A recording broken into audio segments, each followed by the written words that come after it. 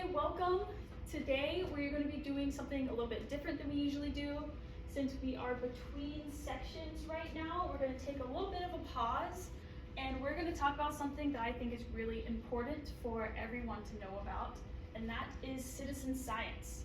So we're going to talk about what it is, how you get involved with it, and then we're going to do an activity for most of class today where I'm going to have you kind of break out into groups and work with an online platform to kind of see what citizen science is.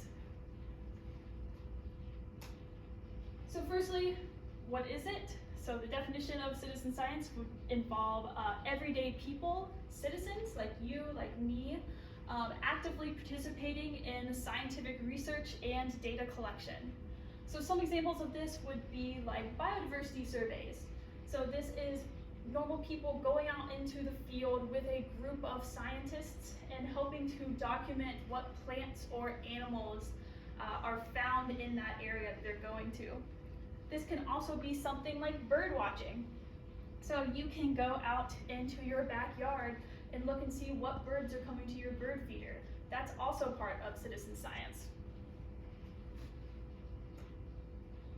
And so some benefits that are really unique to citizen science that other forms of data gathering can't really get to would be this large-scale data collection.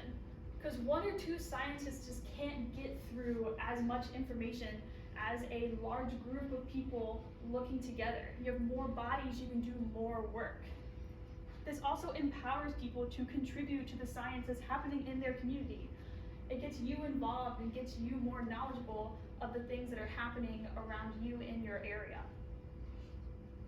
This is also really great for having new findings, and insights can be discovered through citizen science itself.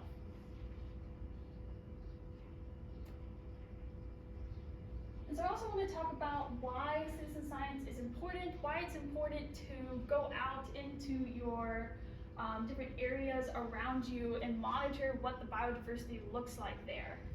So firstly, it's really important for ecosystem health.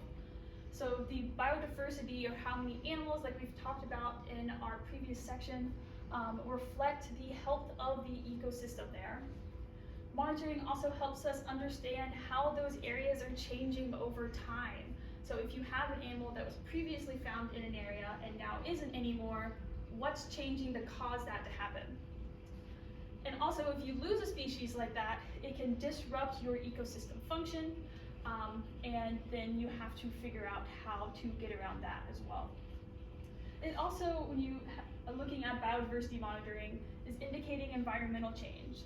So biodiversity can be an early warning system to further things happening down the line that can be irreversible.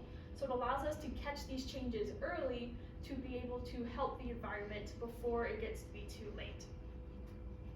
So, and then certain declines in species can signal environmental stressors as well. So one group of animals that are kind of a big signal for some environmental stressors would be amphibians. They're kind of the first to be affected by a lot of things in the environment. Also something like pollination, so looking at bees, how bees are being affected in your environment is really important. So other important things with biodiversity monitoring are economic value. So biodiversity ultimately supports industries as well, and monitoring can help inform resource management of those areas. Also conservation prioritization. So this can help identify what species or habitats are in the most danger of being affected by different things, and what we need to put most of our effort into to conserve. And also just scientific discovery in itself, because new species are being discovered every single day in areas, and there may be one in your backyard, and this you seeing it, it'll help scientists be able to identify that. And one of the really big platforms for citizen science that we're going to focus on is called iNaturalist. And so this is a citizen science platform that connects people with nature through observation and identification of living organisms. And so how iNaturalist kind of works You can kind of see in this graphic from their website. So basically you can use it either on your phone or your computer. You can pull it up and you will take pictures of animals. So you record your observations of different animals you see in your environment. Or this could be bugs, this could be squirrels, birds, this could be plants. They also have a big area for that on iNaturalist. And then you post whatever this observation that you have is and say, okay, I take a picture of this caterpillar and then I'm going to post it on iNaturalist, and I know it's a caterpillar, but I have no idea what kind of species it is. Well, the cool thing is that other people that are caterpillar experts can actually go on and see that observation you posted, and they can identify and tell you what that species is that you were looking at. And then also within iNaturalist, you can look and see what other people are posting and other observations. So you can look in specific areas, you can look for specific animals, specific species, to see how the biodiversity of the world is kind of working. So some of the key features of iNaturalist is this global community. So it's not just in the US, it's all over the world. You can see what people are looking at in different places and what animals are in these areas. Also species identification, like we talked about, there are experts in different fields that are on there that have been doing that their whole life and can identify different species they see in these pictures.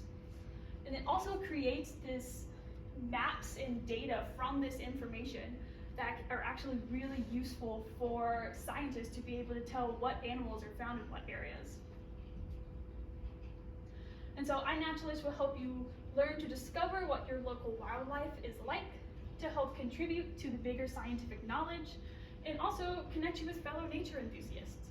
So maybe you really like birding and vermilion, and you can see, hey, there's a couple of other people that post a lot of pictures of birds and vermilion, and now you've been connected with them, and you all go birding together. So, but don't just take it from me. I'm going to show you this quick video, kind of an explanation of iNaturalist, actually looking at the app and how it works. But I will warn you, there is a spider at the beginning of this video, so if you don't like spiders, maybe close your eyes for just a second. But it goes away pretty fast, and the man who is kind of talking in this video is literally the cutest guy ever and is so sweet. So this is a great video, and I think explains it really well. Okay, so now you've kind of gotten an idea of what iNaturalist is, how it works. I want you to explore it. So I want you to pull up iNaturalist either on your phone via the app, or you can pull it up on your laptop. And we're going to do a little bit of a breakout activity. So this is your turn to try it out. So what I'm going to do is I'm going to assign each of you sections in groups. So here, this fourth of the classroom, you're going to be amphibians. This kind of middle section of the classroom is going to be mammals. Here, you're going to be the birds, and then this far side over here, you're going to be the reptiles. And so for each of your groups, I want each of you to look up 3 species of your animal group within Clay County. So if you pull up iNaturalist, you can see that there is actually a section where you can search through location. So you can put your location on as Clay County, and then you can select which of these groups you want to look at. So say if I'm in the reptiles, I will look at reptiles within Clay County, and I want you to find 3 species. I then want you to look up in South Dakota and find 3 different species than you looked at before. And then I want you to look again anywhere else in the world. So you can pick Georgia, you can pick Canada, you can pick somewhere in South Africa. But I want you to look up 3 different species of your group in that area as well. So you're going to break out. You can either kind of keep track of those or write them down if you want to. So we're going to break out into our groups. We're going to gather our species, and then we're going to come back together and talk about them.